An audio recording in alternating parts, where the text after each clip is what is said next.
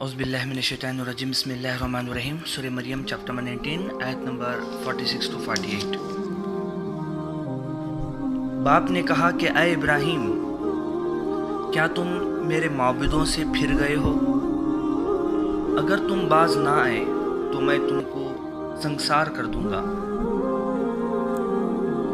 और तुम मुझसे हमेशा के लिए दूर हो जाओ। और इब्राहिम ने कहा, तुम पर सलामती हो, मैं अपने रब से तुम्हारे लिए बख्शिश की दुआ मांगूंगा, बेशक वो मुझ पर मेहरबान है। और मैं तुम लोगों को छोड़ता हूँ और इनको भी जिन्हें तुम अल्लाह के सिवा पुकारते हो, और मैं अपने रब ही को पुकारूंगा। उम्मीद है कि मैं अपने रब को पुकार कर महरूम नहीं रहूँगा।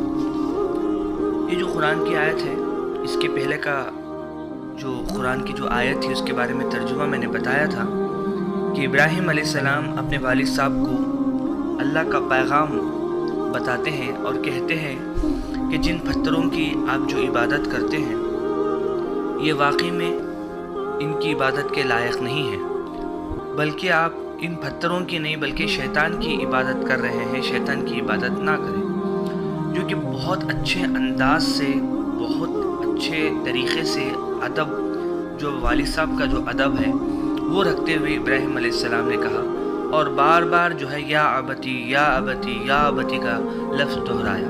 यानी बहुत ही एक आजिज़ाना तौर पर जो है ऐ मेरे अब्बा, ऐ मेरे अब्बा, ऐ मेरे अब्बा, इस तरह से उन्होंने जो है एक इजहार ख्याल किया और कहा कि जो रास्ते पे जा रहे हैं वो रास्ता सही नहीं है और ये जो है जहन्नम को लेके जाने वाला रास्ता है, और जो है मैं ऐसे रास्ते की तरफ आपको दावत देता हूँ जो सही रास्ता है।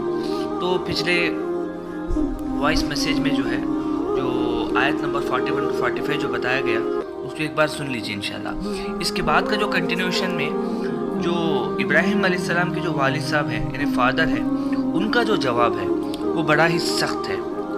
बाप ने कहा कि आए इब्राहिम, क्या तुम मेरे माबूदों से फिर गए हो?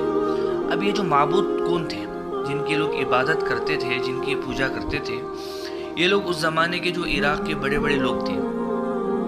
कोई जंगजू था, कोई दूसरा एक बहुत बड़ी शख्सियत थी, जिनके जो तासुरात उन लोगों के दिमाग में बैठ गए थे और वो उनके पत्थर बना के उनकी पूजा किया करते थे। जब इब्राहिम अलैहिस्सलाम ने मना किया उनकी इबादत करने के लिए, तो बाप को जो है गुस्सा आ गया और फिर इमीडिएटली उन्होंने कहा कि अगर तुम बाज ना आए तो मैं तुमको संसार कर दूंगा। इन्हें संसार कर दूंगा माने एक पनिशमेंट है। क्या पनिशमेंट?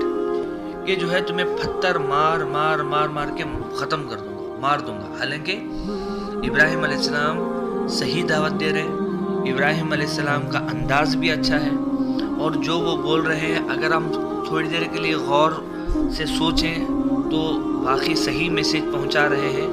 मगर जिन लोगों के अंदर हक बात को सुनने की कैपेसिटी नहीं होती या वो सुनना ही नहीं चाहते, उनके सामने आप पूरी का पूरा कुरान भी रख दो, वो नहीं सुनेंगे, वो मानेंगे नहीं, क्योंकि उनके अंदर उन्होंने एक माइंड सेटअप बना के रखा है कि नहीं सुनना है, नहीं मानना है। तो जो लोग ऐसे कई लोग होते हैं जिनके साथ, जैसा हज़रत उमर रज़ी अल्लाह तआला अन्हु थे, सिर्फ एक कुरान की आयत उन्होंने पढ़ा और वो इस्लाम कबूल किए।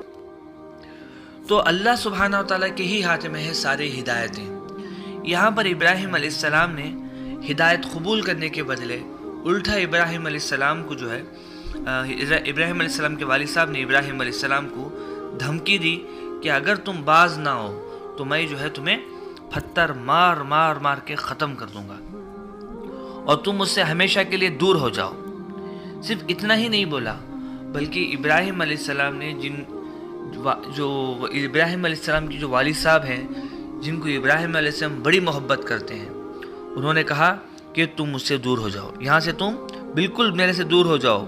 इब्राहिम ने कहा, फिर देखिए इब्राहिम अलैहिस्सलाम की जो वापसी से जो उनका जो रिएक्शन था वो गुस्सा नहीं था, बल्कि उन्होंने जो है जवाब में क्या किया, तुम पे सलामती हो, यानी अल्लाह आपको सलामत रखे और मैं अपने से तुम्हारे लिए बख्शिश की दुआ मांगूंगा, खुदा से बख्शिश की दुआ मांगूंगा। मैं कोशिश करूंगा कि जो आप काम कर रहे हैं अल्लाह उसको माफ़ कर दे।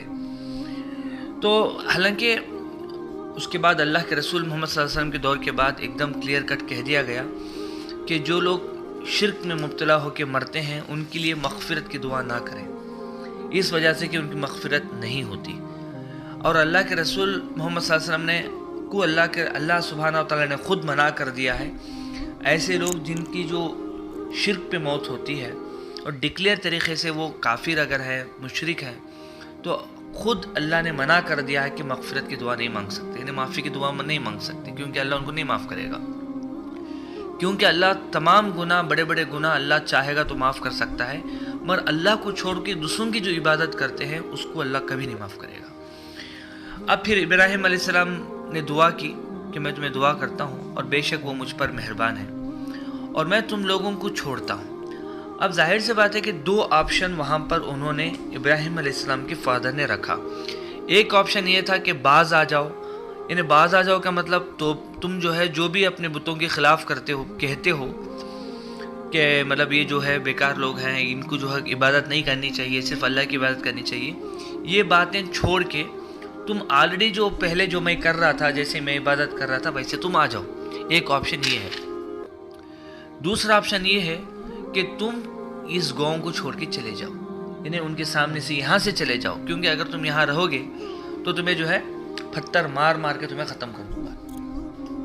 تو پیغمبر کو یا دائی کو ایسے موقع آتے ہیں لائف میں کہ ایک ایسے موقع آتے ہیں کہ خود ان کے خاندان والے ان کے خلاف ہو جاتے ہیں، خود ان کے چاہنے والے ان کے خلاف ہو جاتے ہیں، اور ہو سکتا ہے کبھی وہ اپنا جو دائرہ ہے، اپنے جو گاؤں ہے، اپنا جو محلہ ہے، اس کو چھوڑ کے دوسرا محلہ یا دوسرا گاؤں جو ہے ہجرت کرنا پڑے، شفٹ ہونا پڑے، یا ایک کنٹری چھوڑ کے دوسری کنٹری شفٹ ہونا پڑے۔ یہ جو ہے دائی کو کبھی نہ کبھی لائف کے اندر ایک پرابلم آتی ہے جس سے وہ اپنے فیملی سے دور ہو سکتا ہے۔ تو بولنے کا مقصد یہ ہے کہ اس کو ہجرت کہتے ہیں۔ جیسے اللہ کے رسول محمد صلی اللہ علیہ وسلم 40 سال تک اپنے مکے میں ہی زندگی گزارے، مگر جب انہوں نے اسلام کی دعوت دی تو خود کے لوگوں نے ان کو جو ہے وار کرنا شروع کر دیا، تب وہ جو ہے مکہ چھوڑ کے مدینہ چلے گئے۔ تو اس کو کہتے ہیں ہجرت کرنا، اللہ کے واسطے ہجرت کرنا۔ اس میں وقتیہ طور پر پیغمبروں کو تھوڑی سی تکلیف ہوتی ہے، مگر یہ لوگ کوئی مال کے لیے یا پیسے کے حرص کے لیے یا کوئی جائیداد کے لیے یا کوئی مادی پرستی کے لیے جو ہے یہ آپ کو نصیحت نہیں کرتے جس کے چھوڑنے پہ ان کو غم ہو، بلکہ یہ صرف اور صرف اللہ کو خوش کرنے کے لیے اور اللہ کی بات کو پہنچانے کے لیے کام کرتے ہیں۔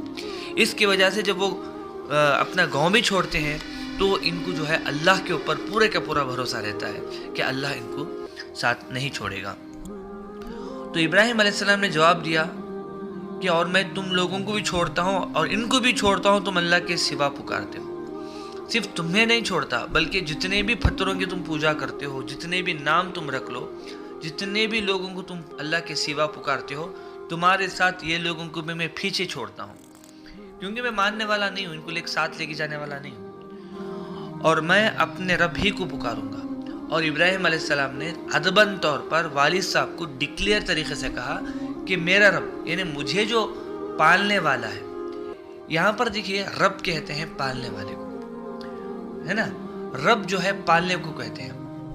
اب ظاہر سے بات ہے، سوچ کے دیکھیے کہ اگر جتنے دنیا کے اندر جتنے بھی لوگ ہیں، جتنے بھی انسان ہیں، چرندے ہیں، پرندے ہیں، جانور ہیں، یا سمندر کے اندر جتنے بھی جو ہے فش، کتنے جو سب کچھ، اگر سب لوگوں کو بھوک لگے یا کوئی ضرورت پیش آ جائے تو ایک ہی وقت میں انسانوں کا، جنوں کا، جانوروں کا، پرندوں کا، سب لوگوں کی ضرورت کو ایک ہی وقت میں پورا کرنے والا کو رب کہتے ہیں۔